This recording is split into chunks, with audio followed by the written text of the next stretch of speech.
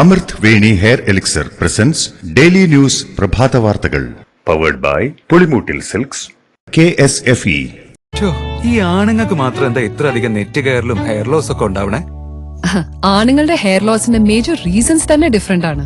സ്കാൽപ്പിലുള്ള 5 alpha reductase എന്ന enzyme നിങ്ങളുടെ ഹോർമോണുമായി ചേർന്ന് ഹെയർ ഫോളിക്കിൾസിനെ ചുരുക്കുന്നു. Amrit Veni hair elixir for men use ചെയ്യൂ. പുരുഷന്മാർക്ക് വേണ്ടി ബയോടെക്നോളജി പ്രകാരം പ്രത്യേകം ഡെവലപ്പ് ചെയ്തത്. നമസ്കാരം, ഞാൻ ഡെയ്സി ബിജു. ഡെയിലി ന്യൂസിന്റെ പ്രഭാത വാർത്തകളിലേക്ക് സ്വാഗതം. ഇന്ന് ജനുവരി 20 തിങ്കളാഴ്ച. ഗാസയിൽ വെടിനിർത്തൽ കരാർ നിലവിൽ വന്നു. ആദ്യം മോചിപ്പിച്ച 3 ബന്ദികളുടെ പട്ടിക ഹമാസ് കൈമാറിയതോടെയാണ് ഇസ്രായേൽ വെടിനിർത്തലിന് തയ്യാറായത്. 2023 ഒക്ടോബർ 7-നായിരുന്നു ഇസ്രായേലിനെതിരെ ഹമാസ് സായുധ സംഘത്തിന്റെ ആക്രമണം. ജനുവരി 15-ന് ഇസ്രായേലും ഹമാസും തമ്മിലുള്ള വെടിനിർത്തൽ കരാറിന് അംഗീകാരം ലഭിക്കുകയും ഇന്നലെ കരാർ പ്രാബല്യത്തിൽ വരികയും ചെയ്തു. അതേസമയം ഹമാസ് മോചിപ്പിച്ച 3 പേരും ഇന്നലെ ജന്മനാട്ടിൽ തിരിച്ചെത്തി. ഹമാസ് റെഡ് ക്രോസിന് കൈമാറിയ യുവതികളെ ഇന്ത്യൻ സമയം ഇന്നലെ രാത്രി 9:30-നാണ് ഇസ്രായേൽ അതിർത്തിയിൽ എത്തിച്ചത്. തുടർന്ന് ടെൽ അവീവിൽ എത്തിക്കുകയായിരുന്നു. ബന്ദികളെ ഇസ്രായേൽ സൈന്യത്തിന് കൈമാറിയ വാർത്തയറിഞ്ഞതോടെ ഇസ്രായേലിൽ ആഹ്ലാദ പ്രകടനങ്ങൾ നടന്നു. വെടിനിർത്തലിന് പിന്നാലെ തകർന്നടിഞ്ഞ നാട്ടിലേക്ക് പലസ്തീൻകാരുടെ കൂട്ടപ്രവാഹം. തിരിച്ചെത്തിയവർ കൊല്ലപ്പെട്ട ബന്ധുക്കളുടെ കബറിടങ്ങളിൽ പ്രാർത്ഥന നടത്തി. സൈന്യം ഒഴിഞ്ഞുപോയ പട്ടണങ്ങളിൽ കെട്ടിടാവശിഷ്ടങ്ങൾക്കിടയിൽ നഷ്ടമായവർക്ക് വേണ്ടിയുള്ള തെരച്ചിലിലാണ് ചിലർ. ഇസ്രായേൽ ആക്രമണത്തിൽ ഗാസയിൽ ഇതുവരെ ഹമാസിന്റെ ഉന്നത നേതാക്കളടക്കം 46,913 പലസ്തീൻകാരാണ് കൊല്ലപ്പെട്ടത്. 1,10,750 പേർക്ക് പരിക്കേൽക്കുകയും 23 ലക്ഷത്തോളം വരുന്ന ജനങ്ങൾ ഭവനരഹിതരാവുകയും ചെയ്തു. അതേസമയം ഗാസയിലെ യുദ്ധത്തിൽ 400 സൈനികർ കൊല്ലപ്പെട്ടെന്നാണ് ഇസ്രായേലിന്റെ കണക്ക്. കഞ്ചിക്കോട്ട് മദ്യനിർമ്മാണ യൂണിറ്റുമായി ബന്ധപ്പെട്ട വിവാദത്തിന് പിന്നിൽ രാഷ്ട്രീയമെന്ന് എക്സൈസ് വകുപ്പ് മന്ത്രി MP രാജേഷ്. പ്രതിപക്ഷം എല്ലാ വികസന പദ്ധതികളെയും എതിർക്കുന്നവരാണെന്നും മദ്യനിർമ്മാണ യൂണിറ്റിന് അനുമതി നൽകിയത് എല്ലാ നിയമവും ചട്ടവും അനുസരിച്ചാണെന്ന് മന്ത്രി വിശദമാക്കി. എല്ലാ കാര്യത്തിലും വ്യക്തത വരുത്തുമെന്നും എല്ലാ സംശയങ്ങൾക്കും ഉത്തരം നൽകുമെന്നും MP രാജേഷ് കൂട്ടിച്ചേർത്തു. പാലക്കാട് കഞ്ചിക്കോട് മദ്യനിർമ്മാണ യൂണിറ്റിന് അനുമതി നൽകിയ മന്ത്രിസഭാ യോഗ തീരുമാനത്തിനെതിരെ ഇന്ന് എലപ്പുള്ളി പഞ്ചായത്ത് അടിയന്തര യോഗം ചേരും. പദ്ധതിയുടെ കാര്യത്തിൽ പഞ്ചായത്തിനുള്ള എതിർപ്പ് സർക്കാരിനെ അറിയിക്കാനാണ് യോഗം. എലപ്പുള്ളിയിൽ ബ്രൂവറി തുടങ്ങാനുള്ള മന്ത്രിസഭാ തീരുമാനം പഞ്ചായത്തിനെ പോലും അറിയിക്കാതെയാണ് ഉണ്ടായതെന്നും സർക്കാരിൽ നിന്ന് യാതൊരു അറിയിപ്പും കിട്ടിയിട്ടില്ലെന്നും പഞ്ചായത്ത് പ്രസിഡന്റ് രേവതി ബാബു വ്യക്തമാക്കി. അതേസമയം കോൺഗ്രസും BJPയും മദ്യനിർമ്മാണ യൂണിറ്റിന് അനുമതി നൽകിയ പ്രദേശത്ത് കൊടിനാട്ടി സമരവുമായി രംഗത്തെത്തി. കൂത്താട്ടുകുളത്തെ നഗരസഭാ കൌൺസിലറെ തട്ടിക്കൊണ്ടുപോയ സംഭവത്തിൽ UDF പ്രവർത്തകരെയും LDF പ്രവർത്തകരെയും പ്രതി ചേർത്ത് FIR തയ്യാറാക്കി. പോലീസ് സ്റ്റേഷൻ ഉപരോധിച്ച സംഭവത്തിൽ അനൂപ് ജേക്കബ് MLA-ക്കെതിരെയും കേസെടുത്തു. കൌൺസിലർ കലാരാജുവിനെ തട്ടിക്കൊണ്ടുപോയ സംഭവത്തിൽ നേരത്തെ കേസെടുത്തിരുന്നു.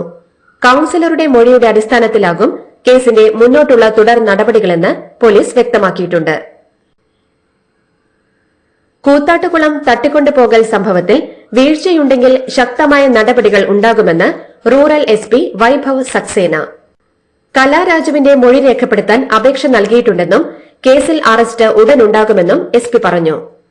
അതേസമയം കലാരാജുവിനെ തട്ടിക്കൊണ്ടുപോയത് കോൺഗ്രസ് ആണെന്ന് CPM എറണാകുളം ജില്ലാ സെക്രട്ടറി CN മോഹനൻ ആരോപിച്ചു.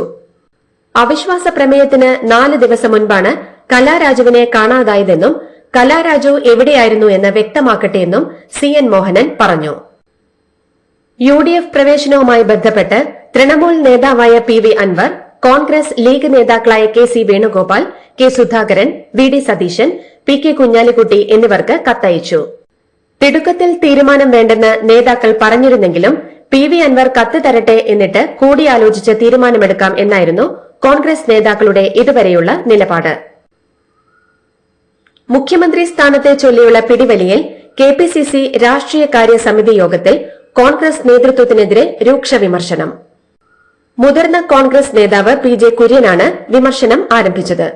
മുഖ്യമന്ത്രി ആരായിരിക്കണമെന്ന ഇപ്പോഴത്തെ ചർച്ചകൾ അനാവശ്യമാണെന്ന് PJ കുര്യൻ യോഗത്തിൽ പറഞ്ഞു. മറ്റു നേതാക്കളും ഇക്കാര്യത്തെ പിന്തുണച്ച് വിമർശനം ഉന്നയിച്ചു.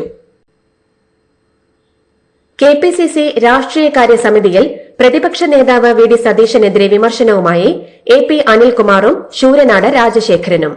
ഒറ്റയ്ക്ക് തീരുമാനങ്ങളെടുക്കാൻ സതീശൻ ആരെന്ന് AP അനിൽകുമാർ ചോദിച്ചുവെന്നും പ്രതിപക്ഷ നേതാവിന്റെ വസതി കോൺഗ്രസുകാർക്ക് അഭയകേന്ദ്രമല്ലാതായെന്ന് ശൂരനാട് രാജശേഖരൻ വിമർശിച്ചുവെന്നും റിപ്പോർട്ടുകളുണ്ട്. തർക്കം രൂക്ഷമായതോടെ തമ്മിലടി തുടർന്നാൽ ചുമതല ഒഴിയുമെന്ന് ദീപദാസ് മുൻഷി മുന്നറിയിപ്പ് നൽകി. അതേസമയം PV അൻവറിനെ എടുത്തുചാടി മുന്നണിയിലേക്ക് എടുക്കേണ്ടെന്ന് ധാരണയായെന്നും റിപ്പോർട്ടുകളുണ്ട്.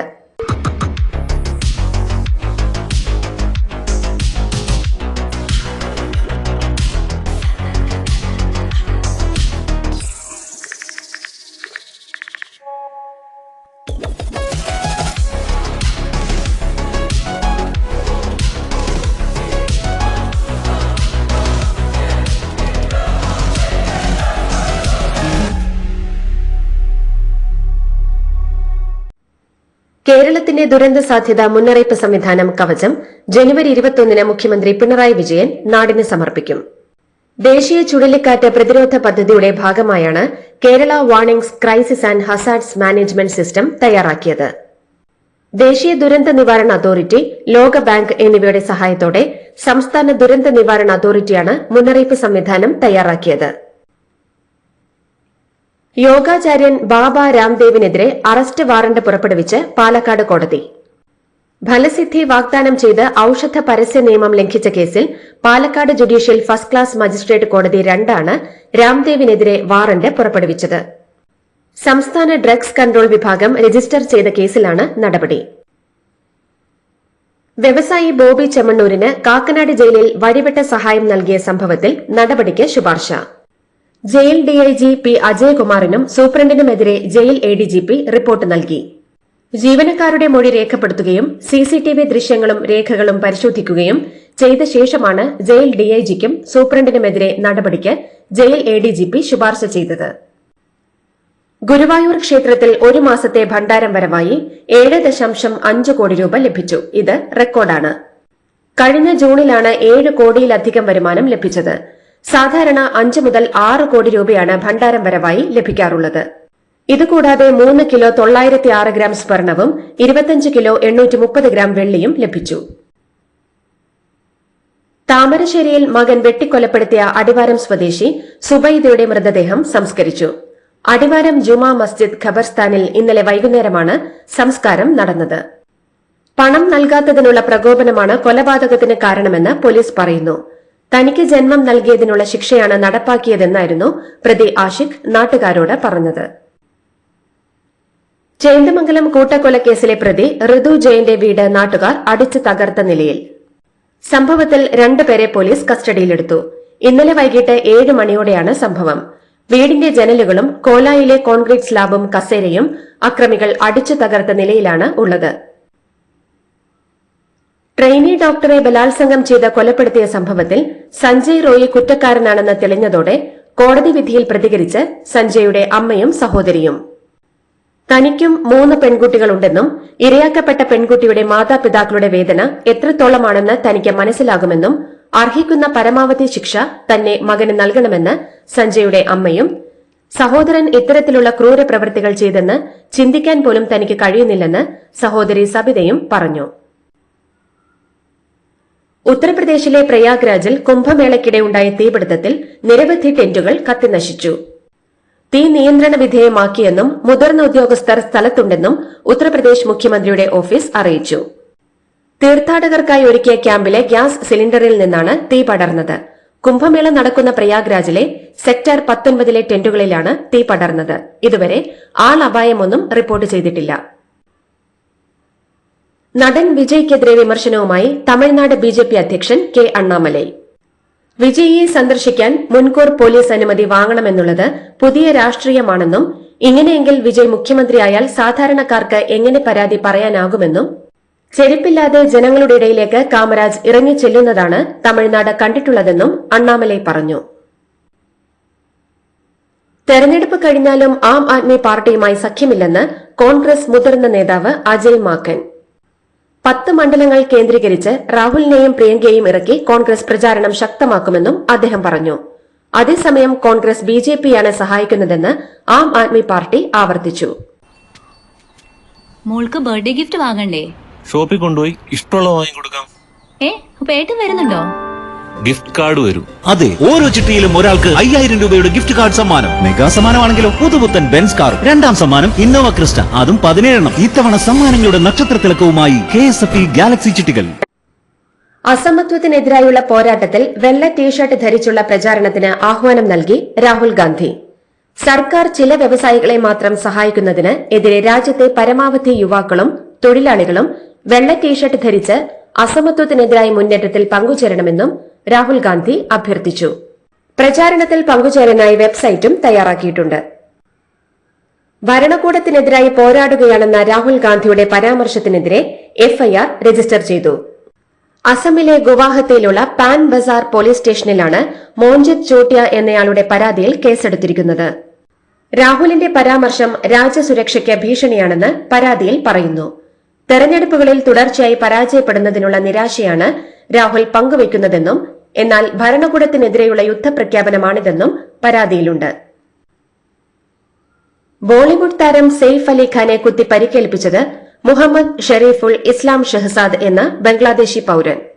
ഞായറാഴ്ച പുലർച്ചെയാണ് പോലീസ് താനെയിൽ നിന്ന് പ്രതിയെ പിടികൂടിയത്. അനധികൃതമായാണ് ഇയാൾ ഇന്ത്യയിലെത്തിയതെന്നും മോഷണം നടത്തുക എന്ന ഉദ്ദേശത്തോടെയാണ് സെയ്ഫ് അലിഖാന്റെ ബാന്ദ്രയിലെ വസതിയിൽ അതിക്രമിച്ച് കടന്നതെന്നും സെയ്ഫ് അലിഖാന്റെ വീടാണ് എന്നറിയാതെയാണ് ബാന്ദ്രയിലെ വീട്ടിൽ കയറിയതെന്നും പ്രതി മൊഴി നൽകിയിട്ടുണ്ട്. ജമ്മു കാശ്മീരിലെ രജൌരി ജില്ലയിലെ ബഥാൽ ഗ്രാമത്തിൽ അജ്ഞാത രോഗം ബാധിച്ച് മരിച്ചവരുടെ എണ്ണം 16ആയി. 45 ദിവസത്തിനിടെയാണ് ഇത്രയും മരണം റിപ്പോർട്ട് ചെയ്തിരിക്കുന്നത്. സംഭവത്തിൽ അന്വേഷണം ഊർജിതമാക്കാൻ മുഖ്യമന്ത്രി ഒമർ അബ്ദുള്ള നിർദ്ദേശം നൽകി. ചൈനീസ് സോഷ്യൽ മീഡിയ പ്ലാറ്റ്ഫോമായ ടിക്ടോക്കിന് അമേരിക്കയിൽ നിരോധനം വന്ന സാഹചര്യത്തിൽ ആപ്പിന്റെ യുഎസിലെ ബിസിനസ് ഏറ്റെടുക്കാൻ ലയന ശ്രമവുമായി സെർച്ച് എഞ്ചിൻ സ്റ്റാർട്ടപ്പായ പെർപ്ലെക്സിറ്റി AI. ഇക്കാര്യം അന്താരാഷ്ട്ര വാർത്താ ഏജൻസിയായ റോയിറ്റേഴ്സാണ് റിപ്പോർട്ട് ചെയ്തത്. അമേരിക്കയുടെ 47ാമത് പ്രസിഡന്റായി ഡൊണാൾഡ് ട്രംപ് ഇന്ന് ചുമതലയേൽക്കും.